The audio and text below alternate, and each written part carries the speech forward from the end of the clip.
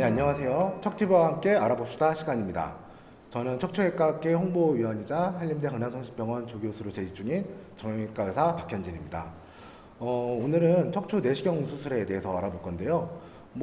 길 가는 버스 광고나 신문 광고에서 척추 내시경이라는 여러 그런 수술에 대해서 많이 나오고 있는데, 이 척추 내시경 수술이 어떤 것인지 그런 거에 대해서 오늘 주제를 가지고 다뤄보도록 하겠습니다.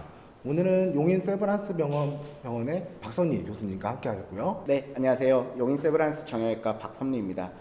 내시경 척추 수술은 저희 병원에서도 많이 시행하고 있는데요. 오늘 한번 자세히 척추 내시경 수술과 관련해서 교수님과 함께 좋은 정보 드리도록 하겠습니다. 네, 좋습니다.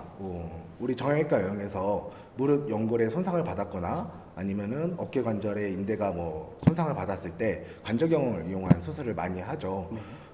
그리고 외과 영역이라든지 산부인과 영역에서도 복강경을 이용한 채소 침습 수술이 많이 보편적으로 이루어지고 있는데요. 척추 내시경 수술이라고 하면은 아직까지는 조금 일반 그런 국민들이 보시기에는 좀 생소한 것도 있긴 한 것 같아요. 네, 맞습니다. 지금까지 흔히 허리 수술이라고 하면 상처도 크고 근육이나 뼈와 같은 구조물 손상도 있어서 상대적으로 후유증도 많이 났기 때문에 주변에서는 허리는 수술하면 안 된다라든지 허리 수술하고 고생을 많이 했다라는 얘기들을 꽤 자주 들으시는 것으로 알고 있습니다. 하지만 의료기술이 점점 발전하고 척추를 다루는 의사들도 환자분들에게 통증이나 후유증은 적으면서 질병을 고칠 수 있는 방법을 끊임없이 고민하였고, 그 결과로 최소한의 손상으로 수술을 하는 척추 내시경 수술이라는 수술법이 생겼다고 볼 수 있을 것 같습니다. 네, 맞습니다. 일단 척추 내시경 수술에 대해서 알아보기 앞서서 일단은 우리가 인터넷이나 유튜브에서 검색을 하면 척추 내시경에 대한 용어가 상당히 좀 다양하게 나와 있어요. 네. 일단 이 용어에 대한 정리를 먼저 하고 시작을 하면 좋을 것 같은데요. 먼저 우리 현미경 수술, 내시경 수술 이런 거를 외래에서 많이 물어보곤 하는데, 네네. 이 두 가지 수술의 차이점이 어떤 게 있을까요? 좋은 질문이신 것 같습니다. 당연히 우리가 수술을 할 때 시야가 확대되어 보이고 구조물들이 잘 보이게 된다면 수술이 편하기 때문에 우리가 흔히 수술을 할 때 루페라고 하는 확대경을 착용을 하고 수술을 하게 됩니다. 여기에서 조금 더 기술이 발전을 해가지고 절개 부위를 줄이고 수술 부위를 좀 더 확대해서 자세하게 보기 위해서 현미경 수술이 개발이 되었습니다. 하지만 지금 그림에서 보시는 것처럼 기구가 크고 원하는 부위를 보기 위해서는 기계를 자꾸 움직여야 된다거나 시야 확보를 위해서 어떤 관을 삽입해야 된다거나 절개 부위를 벌려서 유지할 수 있는 기구를 계속 적용하고 있어야 되기 때문에 원하는 시야가 잘 안 나오거나 하는 단점이 있을 수가 있습니다. 이를 보완해서 약 1cm 정도 되는 피부 절개를 하고 얇은 관이나 카메라, 기구 등을 넣어서 수술을 하는 것을 내시경 수술이라고 하는데요. 이 그림에서 보시는 것처럼 기존 수술에 비해 훨씬 피부 절개나 근육을 포함한 조직 손상이 적고 신경 주변에 분포하는 혈관까지 선명하게 보일 정도로 시야가 확대되기 때문에 더욱 정밀하고 정확한 수술을 할 수 있다고 보실 것 같습니다. 네, 맞습니다. 예. 그 내시경으로 실제로 수술 시야를 보니까 이게 많이 확대돼가지고 정말 내 눈앞에 신경이 있는 것처럼 잘 보이긴 하는데요. 이런 내시경 수술의 종류도 여러 가지가 있고 좀 다양한 걸로 알고 있어요. 네. 거기에 대해서 좀 다양하게 설명을 좀 해주시죠. 네, 일단 내시경 수술은 크게 두 가지로 나눌 수 있다고 보시면 될 것 같은데요. 하나는 단일공 내시경 수술, 그리고 나머지 하나는 양방향 내시경 수술인데요. 척추 내시경 수술은 약 한 20년 전부터 시작이 되었습니다. 그때 당시부터 이용되던 방법이 우리 단일공 내시경 수술인데요. 보시는 것처럼 한 군데 피부 절개를 통해 가지고 구멍이 뚫린 카메라 내시경을 삽입을 하고 작은 기구를 그 구멍으로 집어넣어서 수술을 진행하는 것을 말합니다. 여기에서 이 구멍을 통해 레이저나 고주파 같은 기구를 넣어서 디스크 안쪽으로 열을 가해서 어떤 튀어나온 디스크를 쪼그라뜨리거나 줄이거나 제거하는데, 이러한 방법들은 전신 마취를 주로 하지 않기 때문에 우리가 흔히 밖에서도 내시경 시술이라고 많이 불려왔던 것 같습니다. 다음 옆에 그림은 이제 양방향 내시경 수술인데요. 양방향 내시경 수술은 최근에 개발된 수술법이고 두 군데의 피부 절개를 하고 한쪽은 내시경 카메라가 들어가고 다른 한쪽은 각종 내시경 기구들이 들어가서 두꺼워진 인대나 뼈 조직을 제거하거나 디스크를 제거하는 방법을 말합니다. 네, 교수님께서 말씀하신 것처럼 단일공 내시경이랑 양방향 내시경 수술 두 가지 방법 모두 국내에서 상당히 활발하게 진행되고 있는 걸로 알려져 있고요. 두 방법이 어떤 것이 더 우월한 수술 방법이냐 이런 거에 대해서는 아직 객관적인 증명된 자료는 나타나지 않고 아직도 연구가 더 필요한 실정입니다. 맞습니다. 저는 이제 그렇다면 주로 수술하는 사람의 선호도와 사람의 수술 설계에 따라서 많이 좌우될 것 같은데 저 같은 경우에는 좀 양방향 내시경 수술 많이 선호하는 편이거든요. 교수님께서는 어떠신가요? 저도 양방향 내시경을 좀 선호하는 편인데요. 일단 두 방법에 대한 비교에 대해서 제 개인적인 생각을 좀 말씀을 드리면요. 20년 전부터 사용되어 온 단일공 내시경 수술은 이 수술에 맞춰 제작한 특수한 기구가 필요할 뿐만 아니라 접근할 수 있는 공간이 한정돼 있고 수술을 할 수 있는 범위가 제한이 되어 있습니다. 또한 술기 자체가 상대적으로 어려워서 어떤 신경 손상 가능성도 높습니다. 하지만 지금 보시는 그림처럼 척추 신경이 빠져나오는 구멍을 추간공이라고 하는데요. 이 부분으로 디스크가 튀어나와서 신경을 누르는 경우이거나 퇴행성 변화로 인해 관절과 인대가 두꺼워지면서 이 추간공이 좁아지는 것을 추간공 협착증이라고 하는데, 이런 경우에는 단일공 내시경 수술이 훨씬 접근이 용이하고 충분한 그 접근을 할 수가 있다고 되어 있습니다. 제 환자분 중 한 분의 영상인데요. 보시는 것처럼 요추 5번과 천추 1번 사이 오른쪽으로 추간공 바깥쪽으로 디스크가 탈출이 돼서 신경공을 누르고 있었습니다.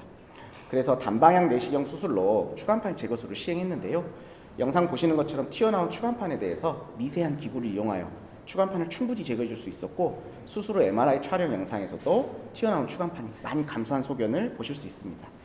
다음으로 양방향 내시경 수술은 기존의 정형외과에서 사용하던 관절경과 척추 수술에서 사용하던 기구들을 이용해서 수술을 할 수 있다는 장점이 있고, 자유롭게 카메라를 조정하거나 기구를 움직일 수 있어서 시야 확보에도 유리하고 충분한 공간을 확보할 수 있다는 장점이 있습니다. 지금 보시는 환자분도 추간판 돌출과 함께 황색인대 비유 등으로 인해 척추관 협착증이 있어서 제가 양방향 내시경 수술을 했던 케이스입니다. 관절을 최대한 보존하면서 충분하게 척추관이 넓어진 소견을 확인하실 수가 있고요. 내시경 실제 영상에서 보시는 것처럼 카메라와 기구가 들어가는 입구가 다르고 양손을 자유롭게 사용할 수 있다 보니 카메라로 볼 수 있는 부분이 넓고 기구도 편하게 사용할 수 있는 모습을 볼 수 있습니다. 최종적으로 눌려있던 척추관과 양쪽 신경근을 충분히 풀어줄 수 있었고, 신경을 옆으로 밀고 튀어나온 디스크도 제거하는 것을 확인할 수 있습니다. 네, 이렇게 실제 진료하셨고 수술까지 했던 그 환자분의 영상을 보면서 설명을 들으니까 두 가지 수술 방법에 대해서 더 잘 이해가 되는 것 같습니다. 지금까지 척추 내시경 수술이 어떤 거냐에 대해서 잘 설명을 해주셨는데요. 사실 교수님 말씀만 들으니까 무조건 이게 절개를 하는 것보다 척추 내시경 수술을 하는 것이 더 좋게 느껴질 수가 있겠어요. 근데 이제 제가 외래를 보다 보면은 저에게도 그냥 가급적이면 깨지 말고 내시경으로만 수술해달라는 분들이 많이 있거든요. 하지만 모든 수술이 그러하듯이 수술에는 다 장점과 단점이 있습니다. 장점과 단점이 분명히 있기 때문에 모든 환자들에게 다 내시경 수술을 적용할 수는 없는데요. 장점과 단점에 대해서 좀 자세하게 설명해 주실까요? 네, 일단 척추 내시경 수술의 장점이라고 한다면 앞서 말씀드렸던 것처럼 고령의 환자분들이나 기저질환이 많으신 환자분들을 부분 마취를 통해서 수술할 수 있다는 것 외에 절개 범위가 적어서 미용상으로도 뛰어나지만 정상 조직을 최대한 많이 유지할 수 있어서 수술 후 통증도 적어서 진통제 사용량도 적고 일상생활 복귀도 빠르다는 게 가장 큰 장점 같습니다. 제 환자들 같은 경우에도 아침에 척추 내시경 수술을 받으신 경우에는 밤부터는 화장실도 좀 걸어 다녀 보시라고 말씀을 드리고 있고, 실제로 대부분의 환자분들이 수술 다음 날에는 그냥 침대에서 일어나서 걸어 다니시기 때문에 병원에 입원해 계시는 기간이 굉장히 짧다고 볼 수 있습니다. 그 외에도 물이 계속해서 들어왔다 빠져나가는 구조이기 때문에 세척이 지속적으로 이루어져서 감염될 확률이 낮다는 것도 장점 중에 하나라고 볼 수 있을 것 같습니다. 대신 어떤 기본적인 술기 자체가 난이도가 어느 정도 있는 수술이기 때문에 수술하는 의사분들이 경험을 쌓기까지 어느 정도 시간이 좀 필요하다는 것이 가장 큰 단점이라고 볼 수 있고요. 절개 수술에 비해서는 아주 작은 도구들을 사용하다 보니 상대적으로 수술 시간이 한 마디 정도를 하는데 짧게는 한 1시간 안에, 길면은 한 1시간 30분 이상 좀 오래 걸리는 편입니다. 따라서 저 여러 마디를 내시경 수술로 해결해 줘야 되는 경우에 부분 마취에 제한이 올 수도 있고, 실제로 저 같은 경우도 2마디, 3마디 정도를 수술을 해줘야 되는 경우에는 수술 시간이 길어지기 때문에 전신 마취를 시행하고 있습니다. 또한 시야 확보를 위해서 집어넣는 물의 압력이 세다 보니 수술 이후에 두통 같은 것이 생길 수도 있고, 눌려있는 신경을 풀어주다가 신경막이 약간 찢어진다거나 하는 손상을 입을 수도 있는데요. 대부분은 문제가 없지만 이를 봉합해줘야 되는 경우가 있는데, 아무래도 기구 자체나 구멍 자체가 적다 보니 이를 해결하는 데 어려움이 발생할 수 있습니다.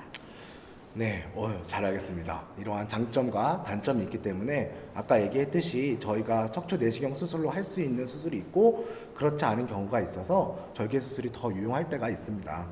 그러면은 우리 척추 내시경 수술을 하기 좀 어려운 경우들, 그런 경우는 어떤 경우들이 있나요? 네, 그림을 보면서 설명을 드릴 텐데요. 보시는 것처럼 척추가 옆으로 심하게 휘거나 앞으로 휘는 변형이 심한 경우에는 이를 교정해주는 교정술을 시행해야 되는데, 이런 경우에는 나사를 고정하거나 척추뼈 일부를 제거해야 되거나 인공 삽입물을 넣어야 되기 때문에 절개 수술이 아직까지는 선호가 되고 있고요.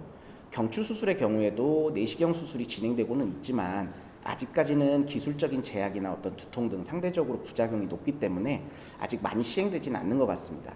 그리고 척추뼈가 앞뒤로 심하게 움직이는 불안정성이 있는 경우에도 오히려 내시경 수술을 시행하고 그 자체가 악화될 수 있기 때문에 이러한 경우에도 절개술이 선호되고 있습니다.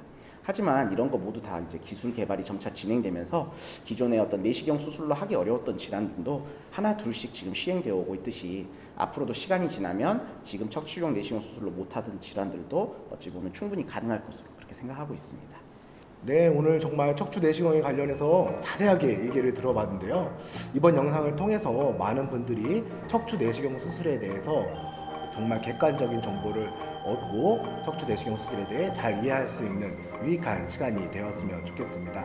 그럼 이번 시간은 이 정도로 마무리하도록 하고요. 저희 척추외과학회 유튜브 채널 좋아요, 구독 버튼 눌러주시고 많은 관심 가져주시면 더 좋은 정보와 콘텐츠로 다시 방송하도록 하겠습니다. 감사합니다. 감사합니다.